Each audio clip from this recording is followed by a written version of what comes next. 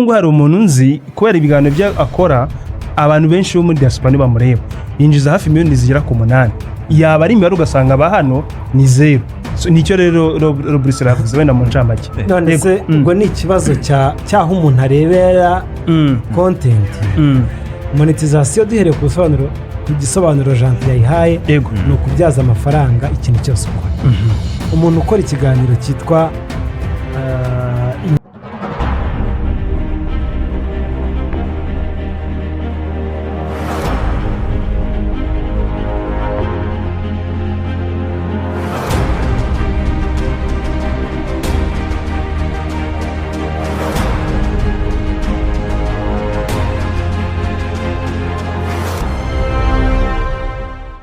mwese si ubwa mbere mwumvise ijambo monetization mufite umurira nabyo. Reka dore kuri Gentil Gideon Ntirenganya.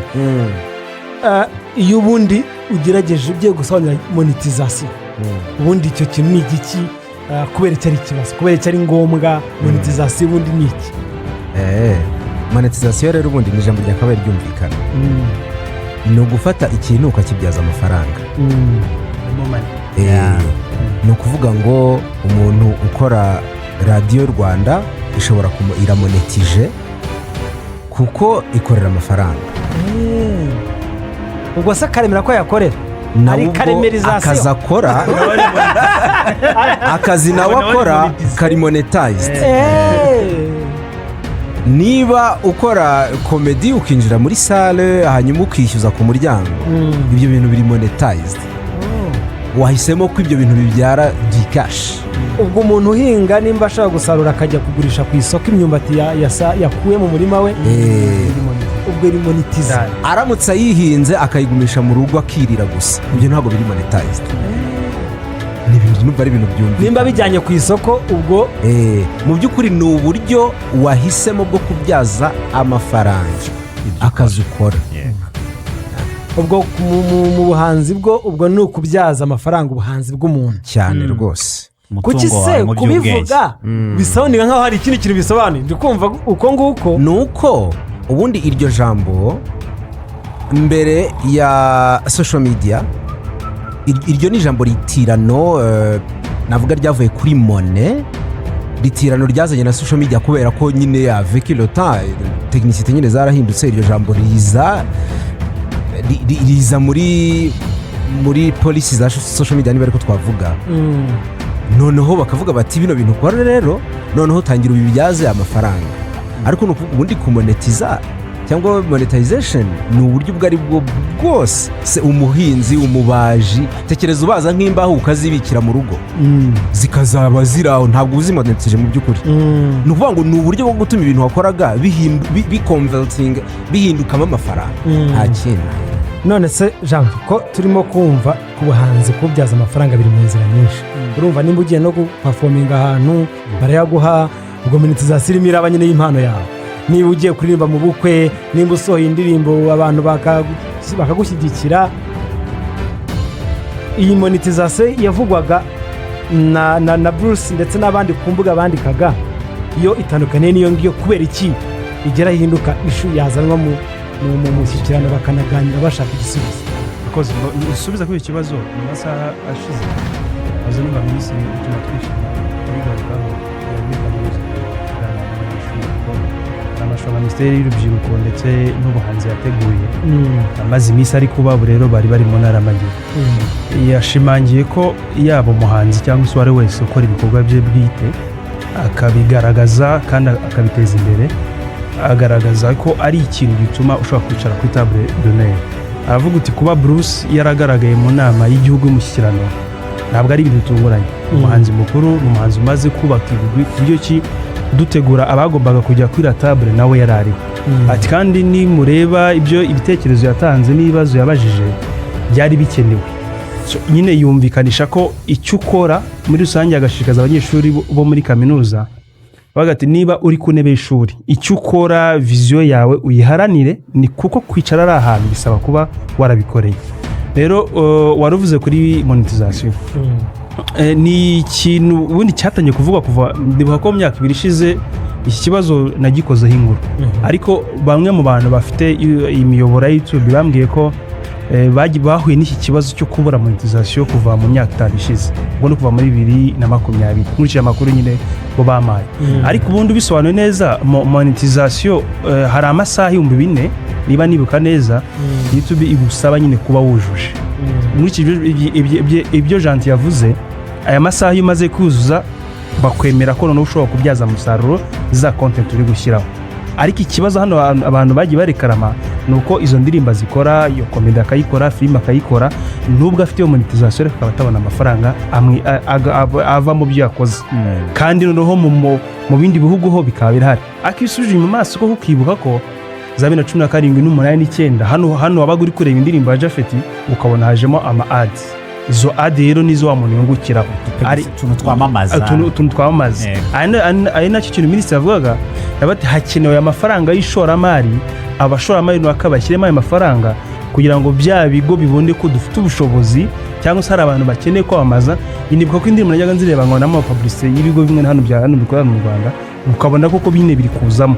kandi koko n'ubisotse ukajya mu Burundi no muri Kenya ibyo bintu bibonamo so iyo monetization yasobanura n'uburyo buhari bwo gukorera amafaranga ahangaha aya masaha 4,000 urayuzuza ukaba nyinde isheni yawe ikaba yemerewe monetization ariko amafaranga akaba atazi je niza no gukora inkuru mbishyiramo ndavuga niyo mpamvu abantu benshi ba hano bakora ibiganiro bagatangira basuzana muri Amerika no muri Canada kandi bitangaza no kuba bya biningo bya loi de proximité tugasanga umuntu atangiye asura Janti bere muri Amerika kandi ngende i Kigali turishutiye kuko azi neza ko bari abantu bari hari yabo bani baza kumureba hanyine harimo izo ads mangu wariyo ari kukureba nk'ubu ngo hari umuntu nzi kubera ibiganiro bya akora abantu benshi bo muri diaspora bamureba yinjiza hafi miliyoni zigera ku 8 yaba ari imibare ugasanga ba hano ni 0 nicyo rero Bruce yavuze wenda mu ncamake none se ubwo ni ikibazo cyaho umuntu arebera content monetization duhereye ku gisobanuro Janti yayihaye ni ukubyaza amafaranga ikintu cyose umuntu ukora ikiganiro cyitwa inyanja twogamo cyangwa n'ikindi nta kibazo inzira y'ibi abasore haragufitira ijoro ese karame hari uko ndanije izina ryawe ngo mbiremereze ntabwo byoro icyo kiganiro gikora Janti akoze akagishyira kuri YouTube ubwo kuri monetization noneho ntabwo ari hariho hose ahangaha noneho ni kuri YouTube wenda turimo kuvuga ashyizemo cya Prodins kampani yitwa Karemera Limited ihuza abaguzi n'abagurisha ibintu bitandukanye kamamazamo bishobora guca kwa Janti akamamazamo uvuze ko mbere hari ibigo byano byabikoraga dufashe mu rugero nkuru none mu Rwanda ntabwo ushobora kubireba ngo ibyo bintu bimwinjirize ntabwo bishoboka kuko dore ariko wajya hanze ukabibona reka nkubwire ni ikibazo cy'uburebwa cyangwa content ya Prodins si ikibazo no ngo Minisitiri Paula yabisobanuye neza ngo hari amafaranga hari ingano iyo miba y'amafaranga hari azwi igihugu kigomba kuba abashoramari bagomba kuba bashyiramo kugira ngo ibyo bigo byemere koko icyo gihugu cyemerewe nacyo cyashyirwa mu bihugu byaho umuntu ari akagereba content bakamwishyura mbese njye nabikoze niba ngo monetization si imana ni ishoramari bivuze ngo wowe igihugu hari amafaranga uri butange noneho Google nicyo ravuga ati okay birashoboka ko bano bantu bafite volume yo kugura bino bintu reka noneho Karemera uri gukora iyo content dushingiye kuri amafaranga y'abantu bari kwamamaza tuzajya tuyakuraho noneho Karemera tumwishyure twongereho nandi niyo mpamvu akubwira ngo uyu munsi uri kureba indirimbo z'umuhanzi wo mu Rwanda uri hano imbere mu gihugu nta kintu bimariye ibindi kintu bimwongera ni amasaha gusa ariko mu bijyanye no kwinjiza Janti wenda barandushimiye imara arabibona ariko natwe iwacu kuri chaîne turayibona uyu munsi niba dufite chaîne zacu ibyo dufite niba binyarwanda mugiye mugafatira igitaramo cya The Ben ni ukuvuga ngo uyu munsi twebwe imara dufite showbiz irebwa cyane n'abantu bo hanze iyo chaîne yaciringiza cyane siporo nubwo tufite dushyira video nyinshi z'abakinnyi batse n'ibiki byose abantu bayireba ni abahana imbere mu gihugu yifite amapake bisanzwe areba nyine ariko niba ngo itekereza ko niba chaîne ya siporo ushobora gushyiraho ibiganiro wenda 15 ku munsi showbiz ugashyiraho ibiganiro 5 ugasanga chaîne ya showbiz iri kurusha ya siporo bivuze ngo umubare turi kugira kuva hanze kurusha abandi imbere mu gihugu cyangwa barimo ni za ndirimbo mwajyaga gushyira abahanzi batabizi wenda rero Jean arahari arayikoresha arayibona kuturusha urumva Jafe kumbe Jean tujyane ariko tunahereza izi n'abantu imibare n'ibyo bavuze urumva muri iki gihe umuntu ashobora kubona Jean video irebwe n'ibihumbi 100 yakize yabona ikibanza handi kantu bakakubwira ati ngwino atazi uko bimeze mu by'ukuri bibara bite n'aba bafana bari babwira abahanzi ngo narakurebye amafaranga urumva bamenye neza uko ibyo bintu bikora bya monetization ese ubundi kuki umuntu ajya gufungura YouTube akagaragaza ko ari muri Kenya ubwo muri Kenya ari muri Amerika umunyarwanda uduteza amatwi yanabivuze ariko Bruce yaravuze ati bisaba ko izo mbuga zifungura ukitirira ahandi hantu yego niduhita tugera rero kuri revenue cyangwa amafaranga abantu ntabwo babyumva neza duhere hasi rero reka duhere kuri scratch ikibazo Bruce yabajije ni ikibazo kinini ariko kubera wenda umwanya cyangwa kubera uburyo cyakabaye cyumvikana cyari gikeneye gusobanura birushijeho kandi uwo mwanya ntabwo yarafite mu by'ukuri Bruce ikibazo arakizi n'abandi bakoresha social media ikibazo barakizi reka tubanze dutandukanye ibintu bibiri ikintu cyitwa monetization mu Rwanda tugihuriyeho n'abandi kandi nta kibazo tugifiteho gufungura chaîne yawe cyangwa urubuga rwawe ukaruplacinga muri Kenya ukarushyira Afurika y'Epfo ukavuga ko uri muri Amerika n'ubundi birangira ubaye monetized yego byaba byiza urubuga rwawe ruri mu Rwanda kuko kuba urubuga ruri hano mu Rwanda bavuga ngo database ya Google ububiko bw'amakuru bwa Google barareba bagasanga nta chaîne yo mu Rwanda ikorera amafaranga muri nicyo bivuga buriya nk'umusore wa Gen Z umwayitiwe yaramubwiye ati mbabarira tuyigumisha hano ati kuko iramutse ibuze byatworohera cyane atari ko tuyifata tukayishyira muri Amerika ikabura zatubwira ati ariko n'ubundi twabonaga muri abanyamerika uretse ko ibyo wenda umuntu yabisobanura mu bundi buryo komeza aho ngaho bwa bubiko bw'amakuru babona mu Rwanda nta chaîne ihari ikorera amafaranga ni ukuvuga ngo buri chaîne yose ikiri ntoya mu Rwanda iba icyanditse mu Rwanda izo rero nizo YouTube ibona ni ukuvuga ngo YouTube itangazwa no kubona chaîne zo mu Rwanda ntayirengeje 1000 kubera ko irengeje 1000 ikareba bwa n'abantu benshi igiti shifting marereze bake barabona ko iyi IP address y'imashini yawe nibyo koko iri mu Rwanda iyo IP ariko chaîne aho iri hashobora gutandukana n'aho IP iri hari ibintu rero tugomba kumva neza ahantu chaîne iri ahantu wa uploading turabyumva ibyo ngibyo ni ingenzi mu kumva monetization hakaza ikindi kintu umuntu yakwita nka ads placement ashyiramo amatangazo gushyiramo amatangazo yamamaza ku bwanjye njye mbona ndijede ariko mbona ikibazo gikomeye cyane aba content creators bafite mu Rwanda ni ad placement kurusha monetization kuko kuba mu Rwanda hari nta chaîne ihari ikorera amafaranga ni ikibazo ariko u Rwanda rugomba kudiringaho na Google cyangwa se abantu bagomba kuganira igihe kirekire ariko kuba ad placement zitahari bingiraho ingaruka ku kanya giye gukora content nuvuga ngo nakabaye abantu nyine zo adari maravuga nizi nakabaye nshyiraho video ivuga wenda tuvuge uti Radio Rwanda yatangije ikiganiro samedi detente twatangiye ngitangira ikiganiro wowe nanone turi kumwe ugafungura video ugasanga muvandimwe yamamazaho ishati uyamamazaho restaurant kandi zose ziri hano mu mujyi cyangwa he ariko uri kuzibonera hano mu yandi magambo iryo ni ishoramari riri mu ishoramari rya hano n'amashoramari abiri ari hano sinzi reka mbivuga nanone mu bundi buryo iyo relationship izo shoramari nimba bivugitse kuki se iyo kampani ya Karemera yo ntishaka kukunyuraho bisanzwe bitagombereye ko izohereza kwa YouTube ibyo nyine byaba ari by'umuntu umwe riga byaba ari iby'umuntu n'ubundi- umuvuze n'ubundi- ni uriya nyine waba washoye ariko noneho si muri hari rusange n'akantu nimba nabyumvise neza ariko wibuka wari ugeze kugira ataza gucika muri make umuntu witwa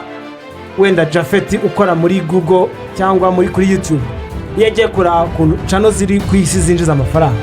nuko zikurikirana ntabwo isimbi iba mu Rwanda ntabwo emayi iba mu Rwanda ntabwo jantije iba mu Rwanda muri make babwiye ngo turashaka ko muduha ama ads baravuga ngo ko cano ikurikirwa cyane iwanyu ari abantu 7 ahubwo aratunguka ubona ntazihari muri make babona nta jamu tugira babona nta bwinshi bw'ibyo wabyumvise noneho bakagira impungenge ngo ko nta kintu mwinjiza twajya kwamamaza ku bintu byanyu gute kandi ntababakurikira bahari noneho bigatuma bababwira uti nimushaka abashoramari bashyiraho amafaranga menshi tuyamenye ngo nangahe noneho tuzane iyo monetization tubyutsa twese abantu muri make abantu bose baramutse abafite contents bakorera mu Rwanda zibaye ziri register mu Rwanda ariho zikorera bishobora guhindura ikintu gikomeye cyane kuri ntimwabikora kubera yuko muvanga amafaranga ariko zibaye zose zanditse mu Rwanda n'urugero hari ibyo tutakaba turimo kuvuga ubu ngubu yego ariko bikanasaba ko abashoramari bahari wenda Jean tazakomerezaho nibura nyine dufite izo volume ya 3,500 na 7,500 ayo ni amafaranga rigabo bakeneye ko ahari ubwo ngira nk'ingingo ya mbere ya eligibility yo iravivuye kuko buri wese ashobora kubona za watch time n'ibiki akajya muri YouTube program nanone rero reka nsubire inyuma gatoya YouTube ifite ikintu cyitwa YouTube Partners Program mfasha urugero rwa YouTube ariko n'abandi bafite izindi porogaramu zabo TikTok ifite iyabo TikTok burya ni urubuga rwabanje kugorana cyane rugitangira abantu barabizi ko TikTok itangiye yamonetije nk'imyaka 4 cyangwa 5 mu gihugu kimwe Ubutaliyani tekereza ko abantu benshi bakoresha TikTok ku isi ni Abanyamerika ariko si bo bamonetije bwa mbere kubera iki kubera ko nabo batuje requirements nabo ntabwo bari bujuje ibyo TikTok yasabaga mu yandi magambo buri rubuga iyo rugiye gushyira hanze urubuga iyo rugiye kujya hanze ngo rutangira akazi k'urubuga nyine guhuza abantu ruba rufite ibyo rusaba rurakubwira uti zana email yawe ukayizana amazina yawe ukayazana aho uri ukabizana ariko iyo hagiyemo ko urwo rubuga ugomba kurucururizaho amategeko arahinduka sinzi niba turi kumwe ndagira ngo twumve impamvu turaza kugera ahantu mu Rwanda nyine byagenze bite kugira ngo tube tumeze gutya turi kuvuga ibi ngibi YouTube ifite YouTube Partners Program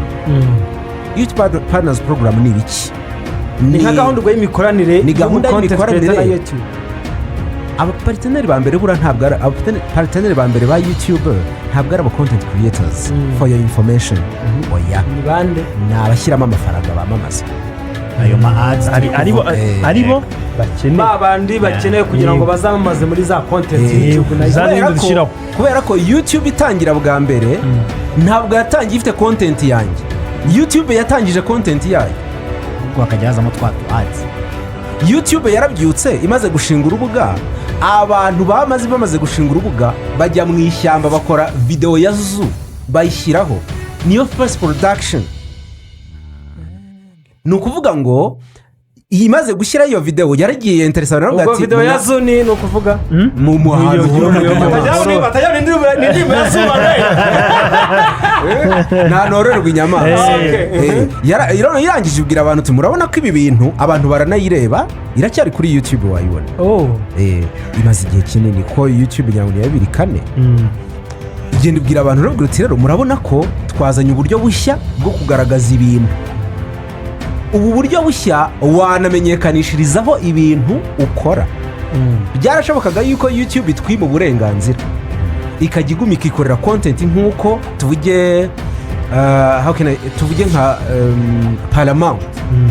Paramount ifite urubuga rwayo ni nayo ikora production yayo yonyine kandi wamamazamo ujya ako kanya kwa Paramount niyo ukoze filime yawe ushaka ko Paramount igurisha urayiterura ukayishyira ntabwo ya upload nuvuga ngo byarashobokaga yuko YouTube iguma igakora production yayo ariko isanga ntabwo byazakura so ibona ko nanjye nabikora n'undi akabikora ifungura imiryango gufungura imiryango rero mu by'ukuri navuga ko aribyo byadukururiye ibibazo nubwo nabyo ari ibisubizo kubera ko birasaba amategeko menshi. Ibintu byaje mu bucuruzi, amategeko y'ubucuruzi mu Rwanda ntago asa n'ayo muri Amerika, ntasa n'ayo mu Burayi, ntasa n'ay'i Burundi, ntasa n'ayo muri Afurika y'Epfo, kandi ikeneye ko haba amategeko ahuye cyangwa asa cyangwa agize aho ahuriye.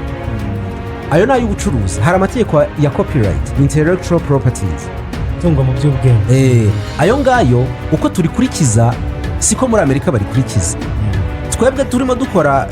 hano mu myaka nk'ibiri ishize barimo bakora itegeko rya copyright, nubwo twireferaga ku by'amahanga ariko twashyiragamo agakeregeshwa k'inaha. Nujya kugurisha igihangano kuri YouTube gisaba amafaranga ko ukimonetiza nyine, bazavuga bati se ibihangano byo mu Rwanda ko tureba bashobora gushyiramo jingo zitabaye created byagenze bite? Kubera ko twebwe iwacu amategeko yacu nta kibazo utwo tuntu twose. Hanyuma hagiye bijyanye no guhererekanya amafaranga. Wibuke ibyo bintu biri monetized. Amafaranga ava muri Amerika ku muntu tuvuge tafu wa YouTube simbizi, hanyuma agahereza abantu bo ku isi yose bakoze content. Ayo mafaranga ntabwo ava muri Amerika ngo ahita ngwaho, afite ahantu aca. Ayo atugeraho hano mu Rwanda aca Dublin ni Ireland. Amafaranga kugira ngo ace muri Ireland si uko amafaranga atava muri Amerika ngo ahita agwa kuri konti hano i Kigali, ni uko amategeko yo guhererekanya amafaranga hagati ya Kigali na Washington cyangwa na New York cyangwa na Silicon Valley ntabwo ari clear. Ni ukuvuga ngo ayo mategeko YouTube ntayibona, wenda arahari. Njyewe nshobora kuba mfite umuzigo muri Amerika, urumva nshobora kuba mfite umuzigo muri Amerika Biragenda nkawohereza, biraza gusobanuka nabyumvise. nshobora kuba mfite umuzigo muri Amerika nkawohereza Japhet i Kigali, ngahita namwishyura customs, cyangwa akaba Japhet yarankoreye akazi nkahita mwishyura amafaranga nkashyira kuri konti ye, ako kanya PayPal igahita yamuhereza. Ariko ako kazi muri Amerika kari justifiye, no kari mu rutonde rw'akazi. YouTube reka dukoreshe ikintu cyitwa ngo sinzi impamvu nabwo, reka dukoreshe ikintu umuntu yakwita internet booming. Ubwo internet booming twavuga ko ari iki? Ugusandara cyangwa kwamamara kw'ikoreshwa rya murandasi. Biza ntabwo amategeko yo guhererekanya amafaranga ku buryo buri digital ntabwo yari ahari, ariko abanyamerika bahise bayagira ako kanya. Wenda ni Burayi barayagira, muri Afurika turatinda. Iyo nayo ni ikintu gikomeye cyane gituma tudashobora kumonetiza, cyangwa se twamonetiza ariko tukabanza imbogamizi zikomeye mu guhererekanya amafaranga cyangwa kuyagezwaho na wa mugabo uri kuyohereza. Guhererekanya amafaranga byo rero biri very key. Uyu munsi umuntu uri disons, reka ntanga urugero, umuntu ukora n'imitwe y'iterabwoba anshyira amafaranga kuri konti akava mu Bwongereza akangeraho ahangaha, amafaranga yangeraho ariko hatarimo abantu bashinzwe kureba ko ayo mafaranga ari abaterabwoba, mu by'ukuri haba habaye ikibazo. Ni ukuvuga ngo iyo shene yo guhererekanya amafaranga yabiri wasi yabifunguye. Ibyo bintu byose barabireba, bari abantu bohereza amafaranga hano. Niyo mpamvu amafaranga atava disons muri Amerika ako kanya, ahubwo abanza guca Dublin. Buriya bifata iminsi 12 za monitoring, bifata iminsi 12 kugira ngo barebe none se waba ukoze money laundering, waba se wohereje amafaranga arimo ikibazo, waba se amafaranga wenda wohereje nta kibazo kirimo ariko igihugu ugiye koherezamo ntabwo gifitanye amasezerano yo guhererekanya amafaranga mu buryo buri digital n'ikindi, inzira irafunze. Cyangwa se wenda ayo mategeko ya digitalization baranabikemura, ugomba gushaka icyo wakwita nka visa y'amafaranga. Amen, voilà, utangiye kubyumva. Mwere ko munagenda amenye ubwenge yagana n'abanyabwenge. Ibyo bintu byose bijyana n'impamvu tugomba kwemerwa cyangwa kutemerwa kuba monetized. Ariko nk'uko nabivuze, ikintu cyitwa ad placement nicyo navuga ngo kiri crucial. Ibindi byose umucontent creator ashobora kubyihanganira, ariko kuba hari ahantu abantu bashobora kureba content yanjye njye ntacyo mbyungukiramo. Amatangazo anyura muri content zanjye batayareba ngo hanyuma mbone dukash, ni ikibazo. Ubwo turimo guhomba ikirere mu ingano ugenekerereje, kuko niba nka Jean waduha urugero rw'umuntu uzi ushobora kwinjiza miliyoni 7 umunani wenda nabe nazirenza wenda mu buryo bufatika bw'amafaranga wakoresha urugero rwiza ngo tuvuge imibare wumva ubona turi guhomba twarahombye turimo kubona kangahe ku ijana twakaye tubona kangahe urumva ushingiye ku kuntu Jean abivuga ariko nawe we numisha nawe we watangiye kubyumva urumva niba akubwira content uri gukora nta matangazo ari kunyuramo kandi ayo matangazo niyo atuma nyiri content yinjiza ubu se abantu binjiza gute ubu nyine ntakubwiye ni ubitekereze ko uyu munsi umuntu ufite content cyangwa se ukora content atangira asuza abantu bo hanze kuko azi neza ko baza kuza kumureba izo ads zikaza ubu harinjizwa ariko nawe usubize gusa yego ariko nawe usubize uyu mubyibuke neza hari imyaka twabayeho uri hano imbere mu gihugu content yose ureba hakazamo amatangazo so rero ukajya ureba ugatukanda ukagira ngo amatangazo avaho ari amatangazo rero niyo abakora content bakeneyeho ayo mafaranga so nicyo kintu rero cyonyine gusa kibura ariko nanone kuri iki byo mushyano bavuze hakenewe nyine izo mbaraga none se wenda nkuciye mu ijambo gato sinzi ukaremera imana uri kumva niba umuntu wenda i Burundi yabireba akabibona cyangwa mu bindi bihugu duturanye uko kugira igihugu cyemererwe minisitiri yavuze ko ari hagati y'igice cya miliyari na miliyari y'amadolari y'Amerika abandi mu bihugu duturanye aho ibyo bintu birahari ese eligibility hari abantu wenda batamenye iryo banga ryo kujya kwiyandikisha mu bindi bihugu ngo bariho iyo rangamuntu urangacano yabo ishingiye binjiza amafaranga bakaba barashikamye bakavuga ngo reka dukomeze dukore turi iwacu turebe ko kizavamo ubwo ntabwo waba ushaka amafaranga urakoze hari abatayashaka ikenera kubaza rero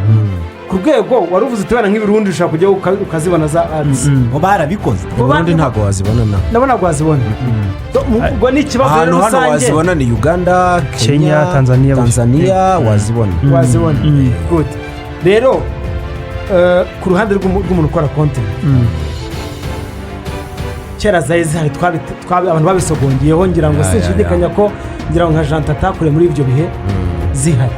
n'uyu munsi zidahari igihombo wakigereranya ute nubwo bigoye ko twabara mu mibare kuko numenya bari buze kwamamazamo wenda ariko range ubona hahomba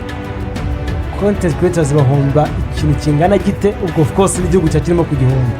yes guhomba ni mu mafaranga reka mvuga igihombo vuba vuba ariko nze kuvuga impamvu ziriho nyuma zikavaho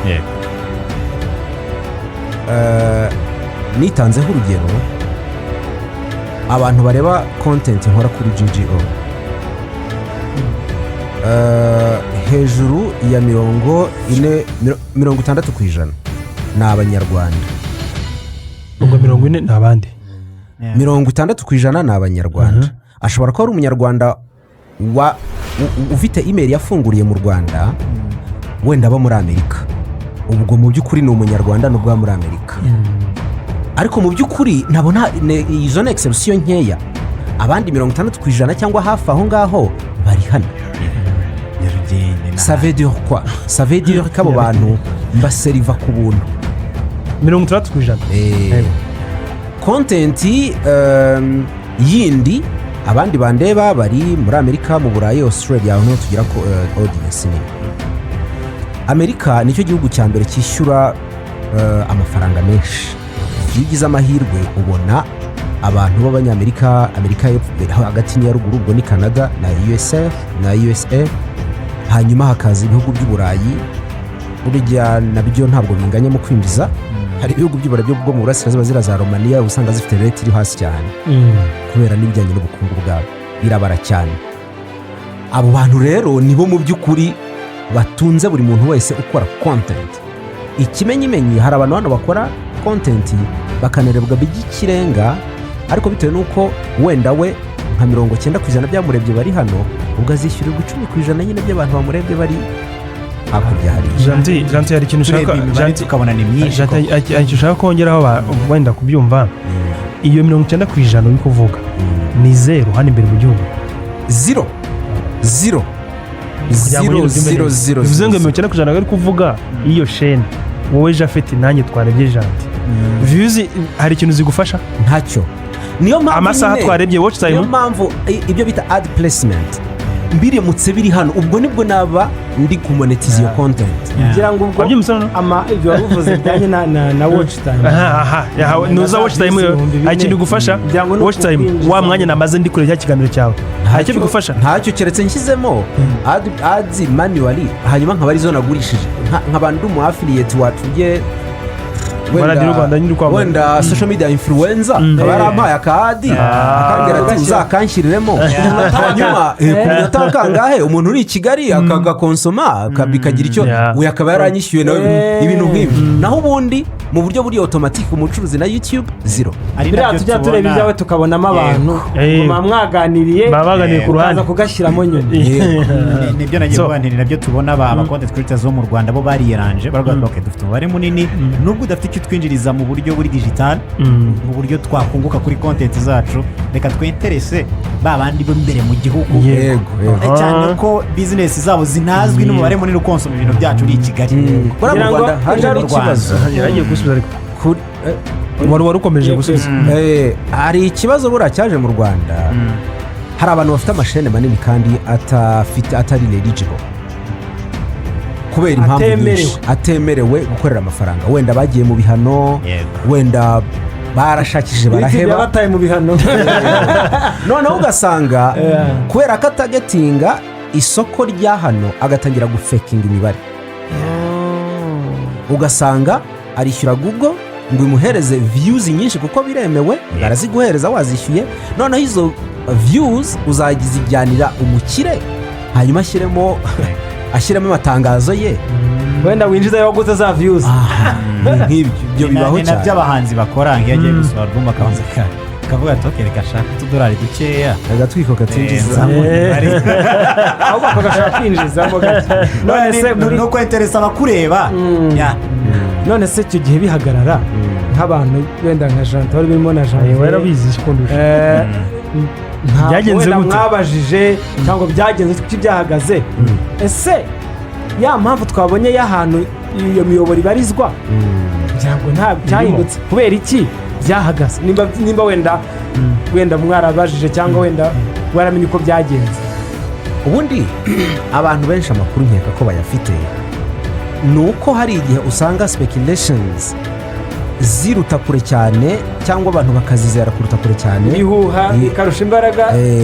kuri hari umuntu nigeze kumva avuga ngo ariko ngo buriya ngo uzi ko ngo twaje kumenya ko ngo ari leta yahagaritse ngo bino bintu ngo byo gutuma ad placement zitagaragara mu Rwanda and iyunguka iki se ibifiteho se controle ingana iki kera YouTube yari ifite amategeko make itangira ubucuruzi kuko inatangira ntiyakoraga ubucuruzi tubyumvikaneho igihe yatangira ubucuruzi yari ifite amategeko make uko ubucuruzi bwa YouTube bwagiye bukura niko yagendaga irushaho gukaza amategeko kugira ngo igere ku masoko menshi kandi bitazayiteza ikibazo iyi mpamvu ituma wowe utakwapulodinga videwo ya Celine Dion kandi kera wari yapulodingaga ntagire n'ikibazo Janvier arabyumva cyane Janvier shana yanyu Afrika twikomereze ndakwemera cyane Janvier ni inkuru ndende se mwarabakoze kabisa ariko urumva kanema aravuga ni ukwinda ibihano niba nimaze iminsi usoma nk'inkuru hari ibihano bamaze iminsi bari guha Google na za WhatsApp n'ibindi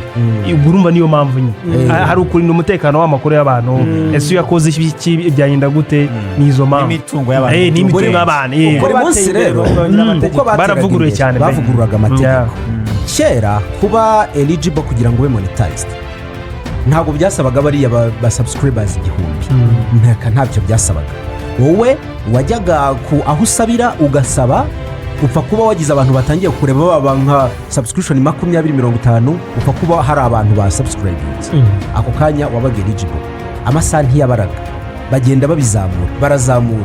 hari igihe kizagera aho subscription zikarenga 1000 n'amasaha akarenga 4,000 kubera ko nanone amategeko agomba kujyana n'igihe ibyo ndagira ngo mbisubize mpereye ku gihe adi twazibonaga hano mu Rwanda n'igihe tutakizibona ikintu cya mbere cyarebwe kuri YouTube bwa mbere kikagira tuvuge 1 billion ni indirimbo ya Gangnam Style iyo ndirimbo ni yaryari 2011 2010 gutyo. Icyo gihe ntabwo YouTube yari izi ko hari ikintu cyaza muri sava yacyo abantu bakakijagajagamo kugera kuri miliyari. Icyo gihe sava yahise ishyiraho amabwiriza itangira gukora ibyo bita recommendation. Ntabwo byabagaho. Ibintu byahindutse, mbese ni ukuvuga ngo ibintu byahindutse twageze aho tugira miliyari imwe. Abantu b'abatekinisiye baravuga ati yemwe mudusapurayinga amadisiki ibintu byakomeye, abantu bari kuzana indirimbo zikarebwa na 1 billion bwari ubwa mbere. Yego. Icyo gihe n'ubucuruzi umuntu wa Gangnam Style yaragiye ajya muri Google, niba bari batarakajije intuza ibijyanye n'ubucuruzi, yaragiye muri Google ati muterure amafaranga yose mufite muyampereze kubera ko ndayemerewe. Ubutaha uzaza nyuma azasanga amategeko yarahindutse. 2020 Google yahinduye amategeko amwe namwe mu bijyanye n'ubucuruzi. Mu bintu bahinduye harimo updatinga eligibility country list, guhindura ibihugu byemerwaga monetization n'ama ad placement. Icyo gihe rero ibihugu byinshi cyane byabuze ama ad placement, birimo n'u Rwanda. Kubera iki? Kubera yuko za mpamvu twavuze zijyanye n'uburyo bwo guhererekanya amafaranga, amategeko ya copyright, ibijyanye na data protection, ibingibi byose wasanga ibihugu bitarabyuzuza. Igihugu rero kitabaga cyabyujuje cyabaga kivuyeho ako kanya cyahita kivaho. Noneho rero igitangaje nuko noneho igihugu kibyujuje cyo ntabwo biri automatique kusubiraho. Noneho urasaba ugahera nanone bundi bushya. Igihugu kigomba kugaragaza ko gikomplyinga n'ibyo bintu n'ibyo bubashyize, then ugasaba ngo ujyane impapuro zigaragaza mwakire muri itegeko rya copyright, mwakire muri itegeko ryanjye ryo guhererekanya amafaranga nta fuite irimo, mwakire muri itegeko rya data protection no kurengera amakuru y'abantu runaka. Hari ikindi kintu rero cy'ingenzi noneho ubu ngubu with AI cyaje nabwo bacyapdating umwaka ushize na 2025, no gutangira kureba ibyo bita raw ads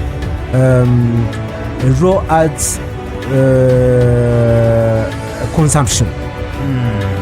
Raw ads consumption ni iki? Ni ukuvuga ngo baravuga bati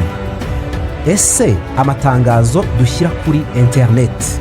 tuvuge wenda Coca-Cola, Toyota, Volkswagen, Benz, McDonald's, KFC, ayo matangazo ahantu arebwa cyane nihe? noneho AI ikafasha gutrackinga. Hanyuma rero AI ikabwira ati murirwa mwirushya, dore ni muri Amerika Volkswagen, Coca-Cola ni mu Buhinde cyane urugero, Pepsi ni mu Emirati z'Abarabu, ice cream ni mu Rwanda, Remera bayisabwa za popcorn. Ibyo bintu rero bifasha imbuga nkoranyambaga kumenya aho zijyana amafaranga. ni ukuvuga ngo niba nyine nko mu bintu bitanu babonye tutarimo, nisumba bashaka kumenya ibintu abantu basacinze mu munota umwe. None se ariko Jeff utagiye kure wowe ubwawe umukano kanya ufashe YouTube yawe ushobora kumenya ngo Jeff areba ibi ngibi. So nibyo n'abakora kwera ubonye umuntu utambaye unakureba imyenda ako kajyana rero n'ibindi bintu. Nanone YouTube yashyizeho ngira ngo ni 2024 buriya ibintu byitwa shorts bisigaye bigurisha cyane. Twatuvuze duto cyane tw'umunota umwe. Reels ni ku zindi platforms. Kuri YouTube ni shorts, ariko Reels kuri Instagram ni ibya Meta shorts. Biraguhisha cyane kandi nabyo byamenyekanye mu myaka 2 ishize. Ibyo nabyo buriya byahinduye ubucuruzi cyane kubera ko aya mavideo maremare ntago abantu bakiyareba. Ntabwo ushobora sekara uzasanga umuntu wese video ndende ifite hari akantu k'umutuku kaza usanga hari ahantu yacikirije kaba gahari, ariko shorts nyinshi warazibye. Nawe munyamana nk'abara bigisha nk'amasomo y'amategeko y'umuhanda, abenshi tuba twacishije amashuri twacishijemo hagati buri somo. Hari ikindi kintu igihugu igeze kubivugaho nanone, YouTube kugira ngo imenye ahantu ijyana amafaranga irabanza ikanareba hiyavana, kuko ntago YouTube mu by'ukuri kuzana amafaranga nta rukundo na bidukundi, nta friendship ibabayemo, oya ni munaziranye. noneho iravuga kandi noneho buriya iyo buri gihugu cyose gifite boîte cyangwa box cyangwa server hano muri Google, tuvuge ahantu runaka mu bucuruzi bwa Google, bafite ikipe ikurikirana icyo gihugu, baravuga batese amafaranga iki gihugu akivamo nakijyamo natangwa ku ikipe ikurikirana abantu birahura. bagasanga ntabwo bihura. Mu Rwanda turi mu bihugu bifite bijyamo amafaranga menshi kandi ahava ari make. Noneho ntabwo YouTube irahomba. Buriya hari abantu bo mu Rwanda usanga bamamaza mu buryo buri classic cyane, ku buryo aragenda akajugunya ads kuri interineti, akagura ibyo bita internet optimization, none interineti ikabishyira aho ibonye hose. Mu by'ukuri ntabwo bishyize kuri social media, urajugunye, bazabishyira kuri web y'abuntu runaka, bazi babishyiriye ahantu utazi, urumva, ariko urabijugunye. Rero ibyo bintu byose YouTube irabibara, social media zirabibara. Ikindi ku bijyanye n'amafaranga YouTube ibona yinjiza, ugomba kumenya yuko iyo irebye igasanga abantu bo mu Rwanda n'ibihugu byinshi usanga twamaza mu minsi mikuru cyangwa twagize promotions, wasohoye produit nshya, uruvuga uti muntu nkwikire produit yazamara gufata ukicecekera, cyangwa ukavuga uti twinjiye mu minsi mikuru mwaka byaramwe mumfashe, abandi bamamaza buri munsi. Iyo nayo ni inenge, bahita bagukuraho amafaranga direct. Ibyo bintu byose biraterana, YouTube aba bantu ndabaryamiye iki ntacyo mfata. Ngira ngo igisubizo cyatanzwe, twe twatuma gukora icyo kugira ngo abantu byumve neza. Reka tubashimire, mwakoze. Ariko ngira ngo ibyo ntabwo bigarukira gusa ku mufuka wa content creator cyangwa undi muntu wese, binagira ingaruka kuri creativity, mu buhanzi, kuko ikintu ushobora gutekereza kubera ko nugikota biyagaruze ntugikora, kuko nta n'ikintu ukuramo gihagije nk'uko byakagombye, ukaba wacika intege. Ngira ngo ibyo byose bimuzakemuka nimara kugenda neza. Dusoza Gedeon, dusobanuriye urwo rugendo rwose, harimo inzira z'inzitane, ariko se nk'aba content creators mwebwe mukora amakuru mukayashyira ku mbuga nkoranyambaga kandi mwifuza ko bibaye byiza byabyara amafaranga ku buryo buruta uko bimeze uyu munsi, mubona nyine bishoboka? Ubundi akazi k'umu content creator ntabwo kakabaye karenga kuri content creation, ahubwo abandi bakaza gukora ibindi. Leta yatangiye urugendo rukomeye rwo kubaka, yaranabivuze Minisitiri Paula, ibikorwa remezo, ni ukuvuga ngo ubwohererekanya amafaranga biroroshye kandi birashoboka internationally. Ibyo leta yabyubatse igihe kinini, ntabwo byahahoze. Leta yakoze amategeko ajyanye na copyright, data protection n'ibindi byinshi. Hari ikintu abanyarwanda bakwiye gukora cy'ingenzi cyo guhuza data. Usanga amakuru nashyize kuri internet, mfite konti 3 ahantu hatandukanye, ariko amakuru ariho samwe. Buriya nacyo ni ikibazo muri data protection, no kuguhuza data. Yeya iraza yajya kunyamaza ikavuga ati ariko ndamaza kuri uyu n'uyu cyangwa arimo babiri cyangwa ni ikibazo yitiranya abantu. Noneho rero buriya leta ikigomba gukora rero, tugire nk'inama nk'abantu bafite aho bahuriye n'ibyo. Ubundi niba yizera ko ibigisabwa yabirangije, kujya muri urwo rutonde ntabwo iri automatique, ikwiye kugenda ikatuvuganira kutuvuga ati abantu bacu mwari mwaravanyemo, dore twujuje amategeko ya naya, iri twaryujuje. Nimwakire ubusabe bwacu, mubwigeho, mudushyiremo, turebere tube ad placement. Ya mafaranga bavuze asabwa rero naya za kompanyi z'ubucuruzi twavuze zigomba gutangira kwiga kwamamaza, kandi ayo mafaranga sijye bagomba kuyaha, ntibagomba kuyaha n'igihugu, bagomba kugenda akajya yishyura. Google afite uburyo wishyura online, ni ugushyiramo ikarita kuvuga uti isima yanjye yitwa X, ni munyamariza ukwezi, n'undi ucuruza akawunga akishyura. Ikibazo nabikora bakamamaza kuri GGO, muri system bakona ko GGO iri muri Amerika, ubundi bwo bizagena impact gute kuri Rwanda, kandi n'ubundi itari mu Rwanda. Nubwo GGO iri muri Amerika, ariko hari amafaranga menshi ava mu Rwanda agataha kuri YouTube. Bazageraho bavuga bati cya gihugu gitangira, ntabwo ari bazareberaho, bazagera bavuga ati hari amafaranga y'abashoramari gitangiraga amasheni ya YouTube. Hari abashoramari hari abantu bazanye amafaranga hano menshi, ni mu gihe gifungura amasheni nanjye yanjye nyigarura. Iyo ni ya 60% y'abareba ibiganiro byawe. Aho rero nkawe niho ubera mu diaspora.